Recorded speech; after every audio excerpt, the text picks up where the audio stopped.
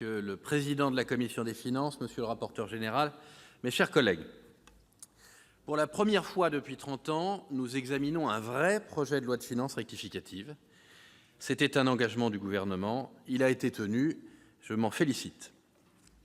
Jusqu'à cette année, les collectifs budgétaires de fin de gestion contenaient habituellement un grand nombre de dispositions fiscales nouvelles. Ce n'est pas le cas aujourd'hui, et notre groupe n'a pas souhaité déroger à cette bonne pratique qui fera, je l'espère, jurisprudence.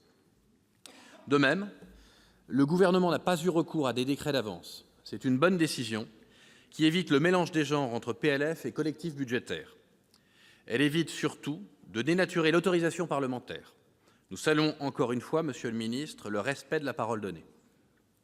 Toutefois, pour rentrer dans les nuances, en matière de parole donnée et en matière de respect du vote du Parlement, je ne vous cache pas qu'il y a une disposition qui m'inquiète, une disposition sur laquelle je suis intervenu d'ailleurs il y a 15 jours, en votre absence, vous étiez dans le Nord, et j'ai interrogé votre secrétaire d'État, Olivier Dussopt, sur la question de la mission défense.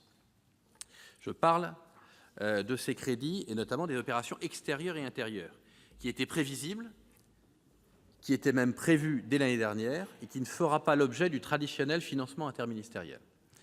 Ça enfreint l'esprit et la lettre des deux lois de programmation militaire que nous avons votées. Ça enfreint l'engagement du chef des armées, qui avait pris des engagements très clairs vis-à-vis des armées durant la campagne et durant les vœux aux armées. Et cela reporte des programmes d'équipement indispensables à la sécurité de nos soldats et à l'avance technologique de nos armées. Certes, monsieur le ministre, j'ai bien entendu l'argument de la nécessaire sécurisation du budget de la défense. J'entends l'argument d'une hausse sans précédent du budget depuis de nombreuses années. J'entends également, une hausse exceptionnelle depuis de nombreuses années. J'entends également l'argument du dégel récent de 272 millions d'euros de crédits de paiement pour le budget des armées qui constitue un moindre mal.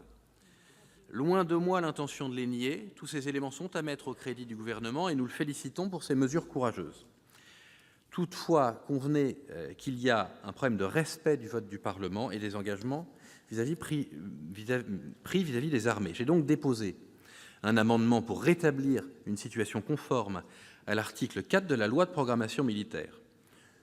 Je le défends par avance parce que j'ai l'impression, de ce que j'ai entendu, que je ne suis pas certain que nous aurons l'occasion d'en débattre ultérieurement.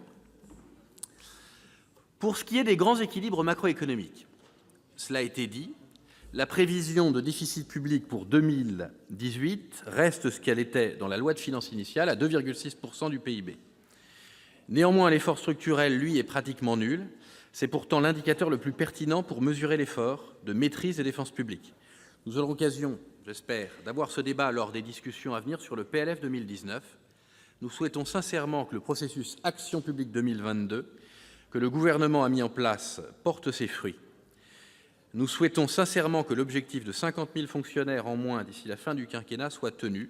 Nous souhaitons sincèrement que le combat pour l'assainissement des comptes publics soit mené à bien grâce à un effort en dépenses et non en recettes. Je ne reviens donc pas sur la question de la fiscalité énergétique, qui fera l'objet d'un débat important dans quelques jours. Ce PLFR, comme le PLF, pose la même question, la question de l'affectation intégrale, ou plutôt de l'affectation partielle, de la fiscalité verte à la transition énergétique. Le contraire n'est pas compris par nos concitoyens, on le voit, qui ne voient que la dimension punitive de la hausse des taxes. Vous devrez, monsieur le ministre, nous rassurer surtout les Français sur votre méthode. La transition énergétique ne doit pas être menée dans l'ambiguïté. Les Français demandent de la clarté et de la pédagogie. Ils demandent surtout des réformes supportables, utiles et qui leur paraissent acceptables. Changer de modèle est toujours difficile, monsieur le ministre. C'est même une mission historique pour votre gouvernement. Mais les choix doivent être faits de façon pragmatique, en tenant compte de la réalité et du quotidien des Français.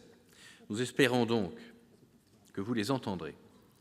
Vous l'aurez compris, sous réserve de l'adoption de notre amendement défense, moi je ne vois pas de raison de s'opposer au vote de ce PLFR.